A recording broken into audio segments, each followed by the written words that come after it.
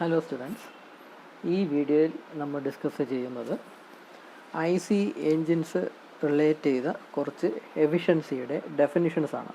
നമ്മുടെ സിലബസിൽ efficiencies of IC engines എന്ന് കൊടുത്തിട്ടുണ്ട്. അതിൻ്റെ ഡെഫിനിഷൻസ് മാത്രം നമുക്ക് പഠിച്ചാൽ മതി. ഡെഫിനിഷൻസ് എന്ന് പ്രത്യേകം സിലബസിൽ എടുത്ത് പറയുന്നുണ്ട്. അതുകൊണ്ട് ഈ എഫിഷ്യൻസിയുടെ കാൽക്കുലേഷനും അതിൻ്റെ പ്രോബ്ലംസ് ഒന്നും ചോദിക്കാൻ സാധ്യതയില്ല. അതിൻ്റെ ഡെഫിനിഷൻ, അതായത് ഫോർമുല മാത്രമേ എക്സാമിന് ചോദിക്കുകയുള്ളൂ. 2-3 മാർക്സിൻ്റെ ഒരു 3-4 എഫിഷ്യൻസിയുടെ ഡെഫിനേഷനും ഫോർമുലയും എഴുതാനായിട്ട് ചോദിക്കും. അപ്പോൾ അങ്ങനെ കുറച്ച് എഫിഷ്യൻസിയെ പറ്റിയാണ് നമുക്ക് ഈ വീഡിയോയിൽ ഡിസ്കസ് ചെയ്യാനുള്ളത്. എഫിഷ്യൻസീസ് ബേസിക്കലി ഒരുപാട് എഫിഷ്യൻസീസ് ഉണ്ട് എങ്കിലും നമ്മുടെ ഫസ്റ്റ് ഇയറിൻ്റെ സിലബസ് ബേസ് ചെയ്ത് പറയുകയാണെങ്കിൽ ഒരു 6ഓളം എഫിഷ്യൻസി പഠിക്കാനുണ്ട് എന്ന് പറയാം. 6 എഫിഷ്യൻസിയോളം. അപ്പോൾ ഈ എഫിഷ്യൻസി എന്ന് പറഞ്ഞാൽ എന്താണെന്ന് നിങ്ങൾക്കറിയാം. അതായത് നമുക്ക് വളരെ വേഗമായിട്ട് പറയുകയാണെങ്കിൽ ഔട്ട്പുട്ട് ഡിവൈഡ് ബൈ ഇൻപുട്ട്.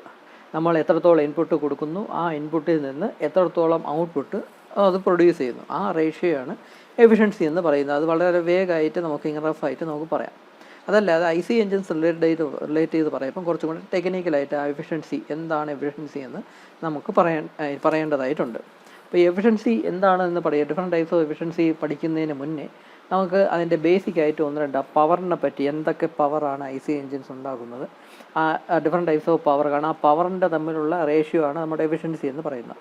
അപ്പോൾ എന്തൊക്കെ പവറാണ് ഇതിലുള്ളത് എന്നതിനെ പറ്റി നമ്മൾ പഠിക്കാം. ആദ്യമായിട്ട് ഇൻഡിക്കേറ്റഡ് പവർ എന്ന് പറയുന്ന സംഭവം, അതിനെ IP എന്നാണ് പറയുന്നത്, ഇൻഡിക്കേറ്റഡ് പവർ.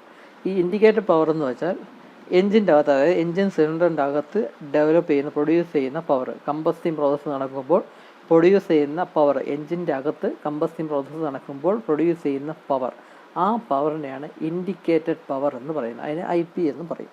അപ്പോൾ അതിനെ ഇൻഡിക്കേറ്റഡ് പവർ എന്ന് പറയും. പക്ഷേ എൻജിൻ സിലിണ്ടറിൻ്റെ അകത്ത് ഉണ്ടാവുന്ന പവർ മുഴുവനായി നമുക്ക് ഔട്ട്പുട്ടായിട്ട് കിട്ടത്തില്ല. ഒരു എൻജിൻ സിലിണ്ടർ വർക്ക് ചെയ്യുമ്പോൾ അതിൻ്റെ ഔട്ട്പുട്ട് എന്ന് പറഞ്ഞാൽ ആ പിസ്റ്റൺ റെസിപ്രോക്കേറ്റീവ് മോഷനെ കണക്റ്റിംഗ് നോഡ് വഴി ക്രാങ്ക് ഷാഫ്റ്റിൽ എത്തുമ്പോൾ അതൊരു റോട്ടറി മോഷനായിട്ട് കൺവേർട്ട് ചെയ്യും. ആ റോട്ടറി മോഷനാണ് നമുക്ക് കിട്ടുന്ന ഔട്ട്പുട്ട് എന്ന് പറയുന്നത്. ഈ ഔട്ട്പുട്ട് എന്ന് പറയുന്നത് ഇൻഡിക്കേറ്റഡ് പവറിന് ഈക്വൽ ആയിരിക്കത്തില്ല. എൻജിൻ്റെ അകത്ത് പ്രൊഡ്യൂസ് ചെയ്യുന്ന ആ അത്രയും 100% പവറും നമുക്ക് ഔട്ട്പുട്ടായിട്ട് കിട്ടത്തില്ല. കുറച്ച് ലോസസ് എന്തായാലും ഉണ്ടാകും. ആ ലോസസിന് ഒരുപാട് റീസൺസ് ഉണ്ട്. ഒന്നാമത്തെ റീസൺ എന്ന് പറഞ്ഞാൽ ഫ്രിക്ഷണൽ ലോസസ് തന്നെയാണ്. ലൂബ്രിക്കേഷൻ, ആവശ്യത്തിന് ലൂബ്രിക്കേഷൻ ഉണ്ട് എങ്കിൽ പോലും കുറച്ച് ഫ്രിക്ഷണൽ ലോസ് ആയിട്ട് വരും. ലൂബ്രിക്കേഷൻ ഒരുപാട് മോശമാണെങ്കിൽ ഒരുപാട് ക്വാണ്ടിറ്റിയിൽ ഫ്രിക്ഷണൽ ലോസ് ഉണ്ടാകും. അതുപോലെ അതിൻ്റെ കൂടെ തന്നെ എക്സോസ്റ്റ് ഗ്യാസ് വരെ ഒരുപാട് ഹീറ്റ് എനർജി പുറത്തോട്ട് പോകുന്നുണ്ട്. അപ്പോൾ അതും ലോസായിട്ട് തന്നെയാണ് പറയുന്നത്. അപ്പോൾ അതുകൊണ്ട് എൻജിൻ്റെ അകത്ത് പ്രൊഡ്യൂസ് ചെയ്യുന്ന പവർ മുഴുവനായി നമുക്ക് ഔട്ട്പുട്ട് പവറായിട്ട് കിട്ടത്തില്ല. ഔട്ട്പുട്ടായിട്ട് കിട്ടുന്ന പവർ, അതായത് ക്രാങ്ക് ഷാഫ്റ്റിൽ നമുക്ക് കിട്ടുന്ന പവറിനെ ബ്രേക്ക് പവർ എന്നാണ് പറയുന്നത്. അതിനെ BP എന്ന് പ്രസൻറ്റ് ചെയ്യും, ബ്രേക്ക് പവർ. അതായത് ക്രാങ്ക് ഷാഫ്റ്റിൽ നമുക്ക് എത്ര പവറാണോ ഔട്ട്പുട്ടായിട്ട് കിട്ടുന്നത് അതിനെ ബ്രേക്ക് പവർ എന്ന് പറയും. അപ്പോൾ അത് എന്തായാലും എങ്ങനെ പോയാലും ഇൻഡിക്കേറ്റഡ് പവറിനേക്കാളും കുറവായിരിക്കും ഈ ബ്രേക്ക് പവർ എന്ന് പറയുന്നത്. ഒരു ഇൻഡിക്കേറ്റഡ് പവർ ഒരു 100 വാട്ട്സ് ആണ് അതിൽ എൻജിൻ്റെ അകത്ത് പ്രൊഡ്യൂസ് ചെയ്യുന്ന പവർ എങ്കിൽ അതിൻ്റെ ബ്രേക്ക് പവറായിട്ട് കിട്ടുന്ന മേബി 90-ഓ 80-ഓ ഒക്കെ കാണത്തുള്ളൂ.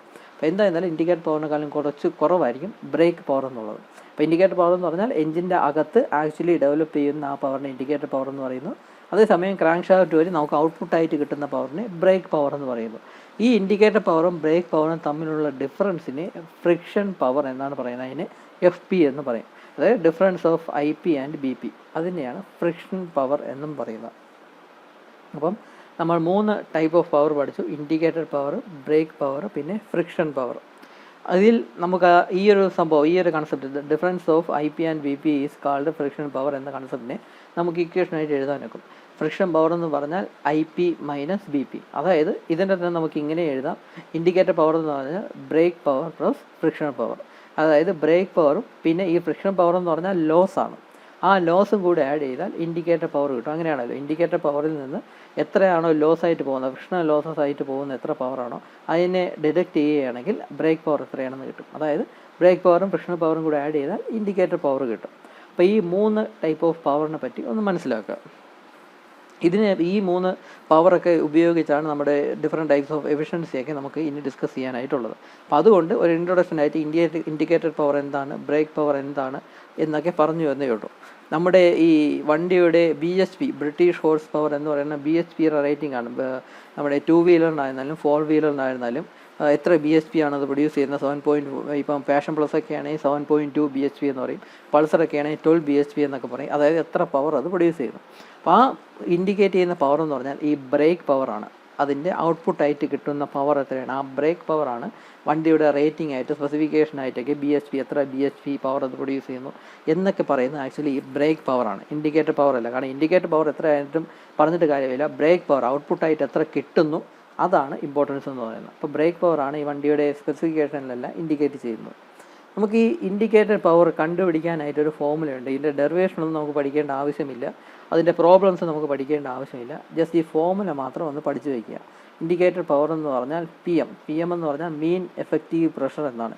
മീൻ എഫക്റ്റീവ് പ്രഷർ എന്നാണ് നിങ്ങളുടെ ടെക്സ്റ്റ് ബുക്കിലുണ്ട്, അത് വായിച്ച് നോക്കുക. അത് നമുക്ക് അത്രത്തോളം ഇമ്പോർട്ടൻ്റ് അല്ല, അതിൻ്റെ തിയറി ഒന്നും പഠിച്ചു നോക്കേണ്ട ആവശ്യമില്ല. അതുകൊണ്ട് ഞാൻ എക്സ്പ്ലെയിൻ ചെയ്യുന്നില്ല എന്നേ ഉള്ളൂ. ഇതെന്ന് പറയുന്ന ഒരു പ്രഷറാണ്. kN/m², അല്ലെങ്കിൽ Nm/m² ആയിരിക്കും അതിൻ്റെ വാല്യൂ എന്ന് പറയുന്നത്. അപ്പം ഇത് മീൻ എഫക്റ്റീവ് പ്രഷറാണ് PM എന്ന് പറയുന്നത്. A എന്ന് പറയുന്ന പിസ്റ്റൻ്റെ ഏരിയ, ആ പിസ്റ്റൻ്റെ സർഫസ് ഏരിയ, ഒരു സൈഡ് ഫ്ലാറ്റായിട്ടിരിക്കുന്ന ആ പോർഷൻ്റെ ക്രോസ് സെക്ഷൻ ഏരിയ എന്നോ അല്ലെങ്കിൽ ആ സർഫസിലുള്ള ഏരിയ എന്ന് പറയും. പിസ്റ്റൻ്റെ ഏരിയയാണ് A എന്ന് പറയുന്നത്. L എന്ന് പറയുന്ന സ്ട്രോക്ക് ലെന്ത്, അതായത് ഇന്നർ ഡെഡ് സെൻറ്ററും ഔട്ടർ ഡെഡ് സെൻറ്ററും തമ്മിലുള്ള ആ ലെങ്ത്, അതിനെയാണ് സ്ട്രോക്ക് ലെന്ത് എന്ന് പറയുന്നത്. അതിൻ്റെ യൂണിറ്റ് എന്ന് പറയുന്ന മീറ്ററും ഏരിയ, പിസ്റ്റൻ്റെ ഏരിയ എന്ന് പറയുന്ന യൂണിറ്റ് മീറ്റർ സ്ക്വയറും ആയിരിക്കും. N എന്ന് പറഞ്ഞാൽ എന്താണെന്ന് വെച്ചാൽ number of working stroke per മിനിറ്റിനെയാണ് ഈ സ്മോൾ ലെറ്റർ N കൊണ്ട് ഉദ്ദേശിക്കുന്നത്. Number of working stroke per minute. സാധാരണ എഞ്ചിൻ്റെ സ്പീഡ് എന്ന് പറഞ്ഞാൽ ഈ ക്യാപിറ്റൽ ലെറ്റർ N കൊണ്ടാണ് റെപ്രസെൻറ്റ് ചെയ്യുന്നത്. എഞ്ചിൻ്റെ സ്പീഡ് എന്ന് പറയുന്നത് RPM-ലാണ്, റൊട്ടേഷൻസ് പെർ മിനിറ്റിലാണ് റെപ്രസെൻറ്റ് ചെയ്യുന്നത്. ഈ റൊട്ടേഷൻസ് പെർ മിനിറ്റ് എന്ന് പറഞ്ഞാൽ ക്രാങ്ക് ഷാഫ്റ്റിൻ്റെ റൊട്ടേഷനെയാണ് ഈ കാണിക്കുന്നത്, അല്ലാതെ പിസ്റ്റൺ റെസിപ്രോക്കേറ്റ് ചെയ്യുന്നേ ഉള്ളൂ, പിസ്റ്റൺ റൊട്ടേറ്റ് ചെയ്യുന്നില്ല. അപ്പോൾ ഈ റൊട്ടേഷൻസ് പെർ മിനിറ്റ് എന്ന് പറഞ്ഞാൽ ഉദ്ദേശിക്കുന്നത് ക്രാങ്ക് ഷാഫ്റ്റ് അതിൻ്റെ സ്പീഡിനെയാണ്. ക്രാങ്ക് ഷാഫ്റ്റ് ഒരു മിനിറ്റിൽ എത്ര റൊട്ടേഷൻ നടക്കുന്നു, അതാണ് നമ്മുടെ ഔട്ട്പുട്ട് എന്ന് പറയുന്നത്. അപ്പോൾ അതിൻ്റെ സ്പീഡിനെയാണ് ക്യാപിറ്റൽ ലെറ്റർ N കൊണ്ട് ഉദ്ദേശിക്കുന്നത്. അത് തന്നെ അതിൽ നിന്നാണ് ഈ സ്മോൾ ലെറ്റർ N-ൻ്റെ വാല്യൂ കണ്ടെത്തുന്നത്. 2 സ്ട്രോക്ക് എഞ്ചിൻ ആണെങ്കിൽ ഈ N തന്നെയാണ് ഈ സ്മോൾ ലെറ്റർ N എന്ന് പറയുന്നത്, ക്യാപിറ്റൽ ലെറ്റർ N തന്നെയാണ് സ്മോൾ ലെറ്റർ N എന്ന് പറയുന്നത്. അതേസമയം 4 സ്ട്രോക്ക് എഞ്ചിൻ ആണെങ്കിൽ ആ ക്യാപിറ്റൽ ലെറ്റർ N-നെ, ആ സ്പീഡിനെ 2 കൂടി ഡിവൈഡ് ചെയ്യണം, ആ വാല്യൂ ആയിരിക്കും സ്മോൾ ലെറ്റർ N എന്ന് പറയുന്നത്. ആ സ്മോൾ ലെറ്റർ N ആണ് നമ്മുടെ ഇക്വേഷനിൽ യൂസ് ചെയ്യുന്നത്. അത് ഡിവൈഡഡ് ബൈ 60. അതിൻ്റെ കൂടെ ഈ K എന്ന് പറയുന്ന ഒരു ടേമും കൂടെയുണ്ട്. ഈ K എന്ന് പറഞ്ഞാൽ എത്ര സിലിണ്ടർ ഉണ്ട്, ആ എഞ്ചിനിൽ എത്ര സിലിണ്ടർ ഉണ്ടെന്ന് ആണ് അതിൻ്റെ K എന്ന് പറയുന്ന ഇത് ഇൻഡിക്കേറ്റ് ചെയ്യുന്നത്. സാധാരണ സിംഗിൾ സിലിണ്ടർ എഞ്ചിനാണെങ്കിൽ Kയുടെ വാല്യൂ 1 എന്നായിരിക്കും. മൾട്ടി സിലിണ്ടർ അല്ലെങ്കിൽ ഡബിൾ സിലിണ്ടർ എഞ്ചിനാണെങ്കിൽ 2 ആയിരിക്കും. 3 സിലിണ്ടർ ഉള്ള എഞ്ചിനാണെങ്കിൽ Kയുടെ വാല്യൂ 3 എന്ന് കൊടുക്കേണ്ടി വരും. അപ്പോൾ അതാണ് ഇൻഡിക്കേറ്റർ പവർ എന്നുള്ളത്. അത് നമുക്ക് ഈസി ആയിട്ട് ഈ ഒരു ഇക്വേഷനായിട്ട് പഠിക്കാം. ഈ എഴുതിയിരിക്കുന്ന ഇക്വേഷൻ തന്നെയാണ് ഈ ഒരു ഫോമിൽ ഞാൻ എഴുതിയിരിക്കുന്നത്, PMLANK/60 എന്നുള്ളത്. അതാണ് ഇൻഡിക്കേറ്റർ പവർ എന്നുള്ളത്. ഈ ഇക്വേഷൻ തന്നെയാണ് ഞാൻ ഇങ്ങനെ എഴുതിയിരിക്കുന്നത്. ഇതായിരിക്കും പഠിക്കാൻ കുറച്ചും കൂടെ ഈസി. PMLANK/60. ഇതിൻ്റെ യൂണിറ്റ് എന്ന് പറഞ്ഞാൽ വാട്ട് അല്ലെങ്കിൽ കിലോ വാട്ട് ആയിരിക്കും. ഇവിടെ ഈ പ്രഷർ kN/m²ലാണ് കൊടുക്കുന്നതെങ്കിൽ ഇവിടെ കിലോ വാട്ട് ആയിരിക്കും. അല്ല Nm/m²ലാണ് കൊടുക്കുന്നതെങ്കിൽ ഇവിടെ വാട്ട് ആയിരിക്കും അതിൻ്റെ യൂണിറ്റ് എന്ന് പറയുന്നത്. ഇൻഡിക്കേറ്റർ പവർ ആയിരുന്നാലും ബ്രേക്ക് പവർ ആയിരുന്നാലും ഫ്രിക്ഷൻ പവർ ആയിരിക്കും. ഫ്രിക്ഷൻ പവർ ആണെങ്കിൽ അതിൻ്റെ എല്ലാ യൂണിറ്റ് എന്ന് പറയുന്നത് വാട്ട് തന്നെ ആയിരിക്കും.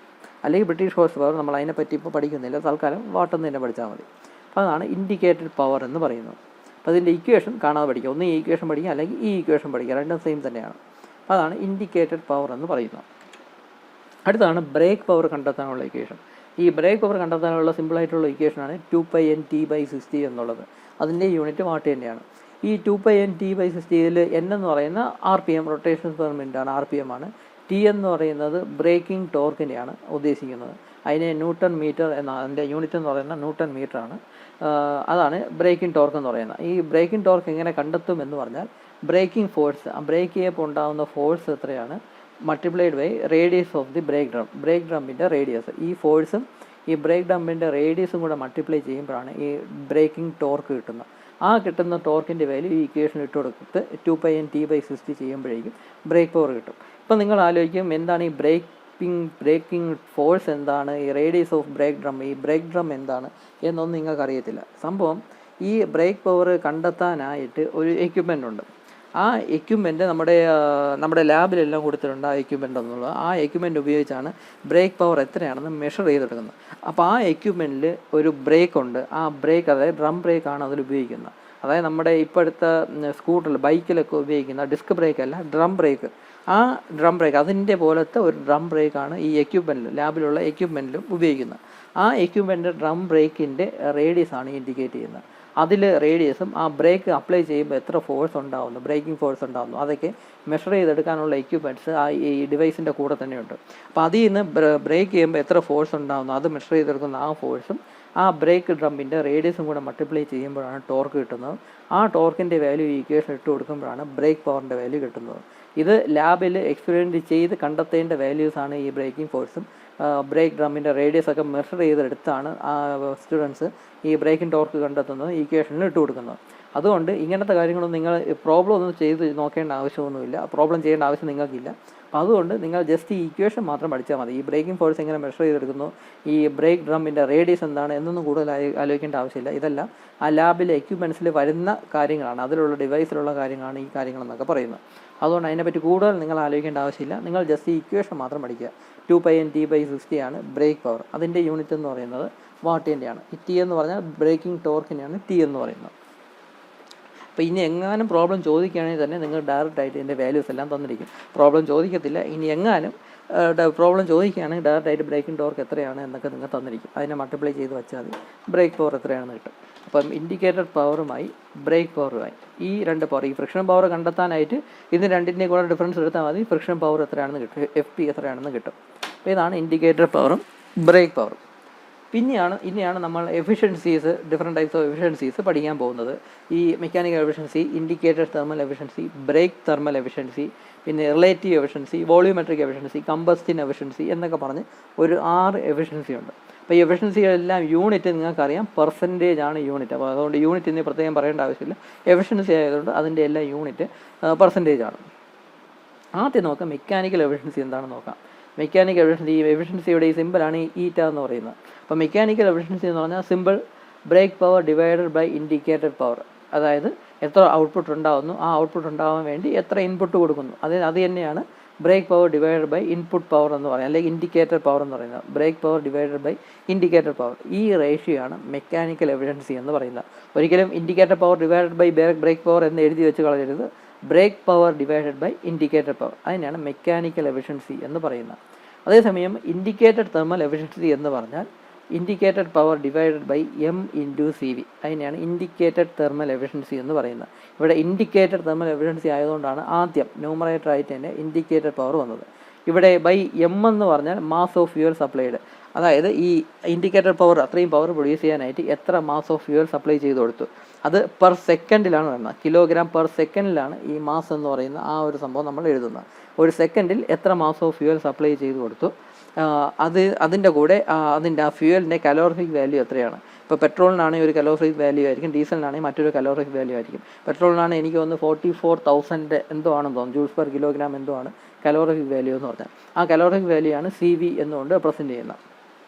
അപ്പം IP ഡിവൈഡഡ് ബൈ M/CV, അതിനെയാണ് ഇൻഡിക്കേറ്റഡ് തെർമൽ എഫിഷ്യൻസി എന്ന് പറയുന്നത്. അതേസമയം ബ്രേക്ക് തെർമൽ എഫിഷ്യൻസി എന്ന് പറഞ്ഞാൽ സെയിം ഇക്വേഷൻ തന്നെ, അവിടെ ഇൻഡിക്കേറ്റർ പവറിന് പകരം ബ്രേക്ക് പവർ യൂസ് ചെയ്യുന്നു എന്നേ മാത്രമേ ഉള്ളൂ. അപ്പോൾ ഇൻഡിക്കേറ്റർ പവറിന് പകരം ബ്രേക്ക് പവർ യൂസ് ചെയ്യുകയാണെങ്കിൽ അതിനെ ബ്രേക്ക് തെർമൽ എഫിഷ്യൻസി എന്ന് പറയും. അപ്പം break power divided by M/CV. അപ്പോൾ ഈ ഇക്വേഷൻ മാത്രം പഠിച്ചു വെച്ചാൽ മതി, ബാക്കി പ്രോബ്ലം ചെയ്യണമെന്ന് നിങ്ങൾ ചോദിക്കത്തില്ല, ഇക്വേഷൻ മാത്രം പഠിച്ചു വെച്ചാൽ മതി. അപ്പോൾ മെക്കാനിക്കൽ എഫിഷ്യൻസിയായി, ഇൻഡിക്കേറ്റർ തെർമൽ എഫിഷ്യൻസിയായി, ബ്രേക്ക് തെർമൽ എഫിഷ്യൻസിയായി. ഇനി 3 സിമ്പിളായിട്ടുള്ള 3 കൂടെയുള്ളൂ. Relative efficiency. റിലേറ്റീവ് എഫിഷ്യൻസി എന്ന് പറഞ്ഞാൽ നമ്മളിപ്പോൾ ഡിസ്കസ് ചെയ്ത indicated thermal efficiency, brake thermal efficiency അല്ല, indicated thermal efficiency divided by air standard efficiency. ഈ എയർ സ്റ്റാൻഡേർഡ് എഫിഷ്യൻസി നമ്മൾ ഓട്ടോ സൈക്കിളിനും ഡീസൽ സൈക്കിളിനും കാർനോട്ട് സൈക്കിളിനും, കാർനോട്ട് എഞ്ചിൻ നമുക്കില്ല, അതല്ലാതെ പെട്രോൾ എഞ്ചിൻ ആണെങ്കിൽ ഓട്ടോ സൈക്കിളിൻ്റെ സ്റ്റാൻഡേർഡ് എയർ സ്റ്റാൻഡേർഡ് എഫിഷ്യൻസിയുടെ ഇക്വേഷൻ യൂസ് ചെയ്യുക, ഡീസൽ എഞ്ചിൻ ആണെങ്കിൽ ഡീസൽ സൈക്കിളിൻ്റെ എയർ സ്റ്റാൻഡേർഡ് എഫിഷ്യൻസിയുടെ ഇക്വേഷൻ യൂസ് ചെയ്യുക. അപ്പോൾ അതിൻ്റെ ആ 2 ഇൻഡിക്കേറ്റർ തെർമൽ എഫിഷ്യൻസിയും എയർ സ്റ്റാൻഡേർഡ് എഫിഷ്യൻസി, അതിൻ്റെ റേഷ്യോയാണ് റിലേറ്റീവ് എഫിഷ്യൻസി എന്ന് പറയുന്നത്. അപ്പോൾ indicator thermal efficiency divide by air standard efficiency, അപ്പോൾ അതിനെ റിലേറ്റീവ് എഫിഷ്യൻസി എന്ന് പറയും. വോളിയോമെട്രിക് എഫിഷ്യൻസി എന്ന് പറഞ്ഞാൽ എത്ര എമൗണ്ട് ഓഫ് എയർ ഈ എഞ്ചിനിലോട്ട് കൊടുത്തു, അതിനെയൊക്കെ റിലേറ്റ് ചെയ്തിട്ടുള്ള എഫിഷ്യൻസിയാണ് ഈ വോളിയോമെട്രിക് എഫിഷ്യൻസി എന്ന് പറയുന്നത്. അത് കാൽക്കുലേറ്റ് ചെയ്യാനായിട്ട് അതിൻ്റെ റേഷ്യോ എന്ന് പറഞ്ഞാൽ actual volume of air or charge admitted in to the cylinder. Charge എന്ന് പറഞ്ഞാൽ എയർ ഫ്യൂവൽ മിക്സ്ചറിനെയാണ് സാധാരണ ചാർജ് എന്ന് പറയുന്നത്. അതായത് പെട്രോൾ എഞ്ചിൻസിൽ എയർ ഫ്യൂവൽ മിക്സ്ചറാണ് യൂസ് ചെയ്യുന്നത്, ആ എയർ ഫ്യൂവൽ മിക്സ്ചറിനെയാണ് ചാർജ് എന്ന് പറയുന്നത്. ഡീസൽ എഞ്ചിനിലാണെങ്കിൽ ഫ്രഷ് എയർ മാത്രം, അതിന് ഫ്യൂവലായിട്ട് മിക്സ് ചെയ്യത്തില്ല, ഡീസലായിട്ട് മിക്സ് ചെയ്യത്തില്ല, ഫ്രഷ് എയറിനെ ആയിരിക്കും സിലിണ്ടറിൻ്റെ അകത്തോട്ട് കടത്തിവിടുന്നത്. അപ്പം actual volume of air or charge admitted in to the cylinder. ഈ പെട്രോൾ എഞ്ചിൻ ആണെങ്കിൽ ചാർജ് ആയിരിക്കും അതിൻ്റെ സിലിണ്ടറിൻ്റെ അകത്തോട്ട് കടത്തിവിടുന്നത്, ഡീസൽ എഞ്ചിൻ ആണെങ്കിൽ എയർ ആയിരിക്കും കടത്തിവിടുന്നത്. അപ്പോൾ ആ ഒരു കാര്യം പറഞ്ഞു തന്നേ ഉള്ളൂ. ആക്ച്വൽ വോളിയൂം ഓഫ് എയർ, അത് ഡീസൽ എഞ്ചിൻ്റെ കാര്യത്തിലാണെങ്കിൽ ആക്ച്വൽ വോളിയൂം ഓഫ് എയർ ആവും, അതേസമയം പെട്രോളിൻ്റെ കാര്യത്തിലാണെങ്കിൽ ആക്ച്വൽ വോളിയൂം ഓഫ് ചാർജ്. അപ്പോൾ actual volume of air or charge admitted in to the cylinder, എത്ര ക്വാണ്ടിറ്റി ഓഫ് എയർ അല്ലെങ്കിൽ ചാർജ് സിലിണ്ടറിൻ്റെ അകത്തോട്ട് കടത്തിവിട്ടു, divide by swept volume of the cylinder. അതിനെയാണ് വോളിയോമെട്രിക് എഫിഷ്യൻസി എന്ന് പറയുന്നത്. സെപ്റ്റ് വോളിയൂം എന്ന് പറഞ്ഞാൽ സ്ട്രോക്ക് വോളിയത്തിനെയാണ് സെപ്റ്റ് വോളിയം എന്ന് പറയുന്നത്. ആ വോളിയം എത്ര എമൗണ്ട് ഓഫ് എയർ അല്ലെങ്കിൽ ചാർജ് സിലിണ്ടറിൻ്റെ അകത്തോട്ട് കയറ്റി, ഡിവൈഡഡ് ബൈ സെപ്റ്റ് വോളിയം. ആ റേഷ്യോയാണ് വോളിയോമെട്രിക് എഫിഷ്യൻസി എന്ന് പറയുന്നത്. അപ്പോൾ ഇത് ശ്രദ്ധിച്ച് കാണാതെ പഠിക്കാം. Actual volume of air or charge admitted in to the cylinder divide by swept volume of cylinder. അതിനാണ് വോളിയോമെട്രിക് എഫിഷ്യൻസി എന്ന് പറയുന്നത്. ഈ ചാർജ് എന്ന് പറഞ്ഞാൽ ഞാൻ പറഞ്ഞു എയർ ഫ്യൂവൽ മിക്സ്ചറിനെയാണ് ചാർജ് എന്നുകൊണ്ട് ഇൻഡിക്കേറ്റ് ചെയ്യുന്നത്. അത് പെട്രോൾ എഞ്ചിൻസിൽ മാത്രമേ ഉള്ളൂ. അപ്പോൾ ഇതാണ് വോളിയോമെട്രിക് എഫിഷ്യൻസി എന്ന് പറയുന്നത്. പിന്നെ അവസാനത്താണ് കമ്പസ്റ്റിൻ എഫിഷ്യൻസി. ഇത് അത്രത്തോളം ഇമ്പോർട്ടൻസ് ഇല്ലാത്ത ഒരു എഫിഷ്യൻസിയാണ്. നിങ്ങൾ വേണമെങ്കിൽ മാത്രം പഠിച്ചാൽ മതി കമ്പസ്റ്റിൻ എഫിഷ്യൻസി എന്നുള്ളത്. അത്രത്തോളം ഇമ്പോർട്ടൻ്റ് അല്ല. ഈ കമ്പസ്റ്റിൻ എഫിഷ്യൻസി എന്ന് പറഞ്ഞാൽ നമ്മുടെ ഈ കമ്പസ്റ്റിൻ എന്ന് പറഞ്ഞാൽ ഫ്യൂവലിനെ ബേൺ ചെയ്യുന്നതാണ് കമ്പസ്റ്റിൻ എന്ന് പറയുന്നത്. അപ്പോൾ അത് നമ്മൾ ഈ കൊടുക്കുന്ന ഫ്യൂവൽ കംപ്ലീറ്റ് ആയിട്ട് ബേൺ ചെയ്യണമെന്നില്ല. ചില സമയത്ത് നമ്മൾ കൊടുക്കുന്ന ഫ്യൂവൽ കംപ്ലീറ്റ് ആയിട്ട് ബേൺ ചെയ്യണമെന്നില്ല. കാരണം ചിലപ്പോൾ ഈ എയർ അറ്റ്മോസ്ഫിയറിൽ നിന്ന് വലിച്ചെടുക്കുന്ന എയറിൽ ഓക്സിജൻ്റെ കണ്ടൻറ്റ് കുറവാണ് എങ്കിൽ കംപ്ലീറ്റ് ആയിട്ട് കമ്പസ്റ്റിൻ നടക്കത്തില്ല. എൻ്റർ ചെയ്ത് കൊടുക്കുന്ന അല്ലെങ്കിൽ ഇഞ്ചെക്ട് ചെയ്ത് കൊടുക്കുന്ന ഫ്യൂവൽ കംപ്ലീറ്റ് ആയിട്ട് ബേൺ ചെയ്യണം എന്ന് നിർബന്ധമില്ല, ഓക്സിജൻ്റെ കണ്ടൻറ്റൊക്കെ കുറവാണെങ്കിൽ. അപ്പോൾ അങ്ങനെ ഒരുപാട് റീസൺസ് കൊണ്ട് കംപ്ലീറ്റ് കമ്പസ്റ്റിൻ മുഴുവനായിട്ടും ഫ്യൂവൽ ബേൺ ചെയ്യാത്ത ഒരവസ്ഥയൊക്കെ വരാം. അത് കോമൺ ആയിട്ട് സംഭവിക്കുന്നത് തന്നെയാണ്. അപ്പോൾ ആ ഒരു റേഷ്യോയാണ് കമ്പസ്റ്റിൻ എഫിഷ്യൻസി എന്ന് പറയുന്നത്. അതായത് actual amount of heat energy liberated, എത്ര എമൗണ്ട് ഹീറ്റ് എനർജി ലിബറേറ്റ് ചെയ്തു, ഡിവൈഡഡ് ബൈ അതിനുവേണ്ടി എത്ര ഫ്യൂവൽ കൊടുത്തു, heat energy of fuel admitted in to the cylinder. അതായത് സിലിണ്ടറിലോട്ട് എത്ര ഫ്യൂവൽ കൊടുത്തു, അതിൻ്റെ ഹീറ്റ് എനർജി, ആ ഫ്യൂവൽ ഉപയോഗിച്ച് എത്രത്തോളം ഹീറ്റ് എനർജി ഉണ്ടാക്കാൻ സാധിക്കുമായിരുന്നു, ആ ഒരു റേഷ്യോ ആണ്. എത്ര എമൗണ്ട് ഹീറ്റ് എനർജി ഉണ്ടായി ഡിവൈഡഡ് ബൈ ആ ഫ്യൂവൽ ഉപയോഗിച്ച് എത്രത്തോളം ഹീറ്റ് എനർജി ഉണ്ടാക്കാൻ സാധിക്കുമായിരുന്നു, ആ ഒരു റേഷ്യോയാണ് കമ്പസ്റ്റൻ എഫിഷ്യൻസി എന്ന് പറയുന്നത്. Actual amount of heat energy liberated divide by heat energy of fuel admitted in to the cylinder. ആ കൊടുത്ത ഫ്യൂവൽ ഉപയോഗിച്ച് എത്രത്തോളം ഹീറ്റ് എനർജി ഉണ്ടാക്കാൻ സാധിക്കുമായിരുന്നു എന്നുള്ള ആ ഒരു ടേമാണ് ഈ heat energy of fuel admitted in to the cylinder എന്ന് പറയുന്നത്. അപ്പോൾ ഈ ഒരു റേഷ്യോയാണ് കമ്പസ്റ്റൻ എഫിഷ്യൻസി എന്ന് പറയുന്നത്. മേ ബി ഒരു 100 വാട്ട് അല്ലെ ഹീറ്റ് ജനറേറ്റ് ചെയ്യാൻ 100 ജൂൾസ് ഹീറ്റ് ജനറേറ്റ് ചെയ്യാനുള്ള ഫ്യൂവൽ ആയിരിക്കും കൊടുത്തിരിക്കുന്നത്. പക്ഷേ 90 ജൂൾസ് ഹീറ്റ് പ്രൊഡ്യൂസ് ചെയ്തോളൂ. അപ്പോൾ അങ്ങനെയാണെങ്കിൽ ആ റേഷ്യോയാണ് കമ്പസ്റ്റൻ എഫിഷ്യൻസി എന്ന് പറയുന്നത്. 90 ഡിവൈഡ് ബൈ 100 എന്നൊക്കെ പറയാം. അപ്പോൾ അതിനെയാണ് കമ്പസ്റ്റൻ എഫിഷ്യൻസി എന്ന് പറയുന്നത്. അപ്പോൾ ഇങ്ങനെ ഒരു 6 എഫിഷ്യൻസി, ഇത് തിയറി ആയിട്ട് ചോദിക്കത്തുള്ളൂ, 2-3 മാർക്കിനെ ചോദിക്കത്തുള്ളൂ. 2-3 എഫിഷ്യൻസിയുടെ ടേംസ് പറഞ്ഞിട്ട് അതിൻ്റെ ഡെഫിനിഷൻ എന്താണെന്ന് ചോദിക്കും. ഡെഫിനിഷൻ എന്ന് പറഞ്ഞാൽ ഈ റേഷ്യോ, അത് തന്നെയാണ് ഡെഫിനിഷൻ എന്ന് പറയുന്നത്. അപ്പോൾ ഈ റേഷ്യോസ് കാണാതെ പഠിച്ചു വയ്ക്കുക, സിമ്പിളായിട്ട് പഠിക്കുക എന്നുള്ളതേ ഉള്ളൂ. ഒരു 6 ഇവിടെ കൊടുത്തിട്ടുണ്ട്. ഈ കമ്പസ്റ്റൻ എഫിഷ്യൻസി പഠിച്ചില്ലെങ്കിലും കുഴപ്പമില്ല, ബാക്കിയുള്ളതാണ് ഇമ്പോർട്ടൻസ് എന്ന് പറയുന്നത്. അപ്പോൾ ഇത്രയാണ് ഈ എഫിഷ്യൻസി, IC എൻജിൻസിൻ്റെ എഫിഷ്യൻസി എന്ന് പറയുന്നത്. ബാക്കി നമുക്ക് അടുത്ത വീഡിയോയിൽ ഡിസ്കസ് ചെയ്യാം. Thank you.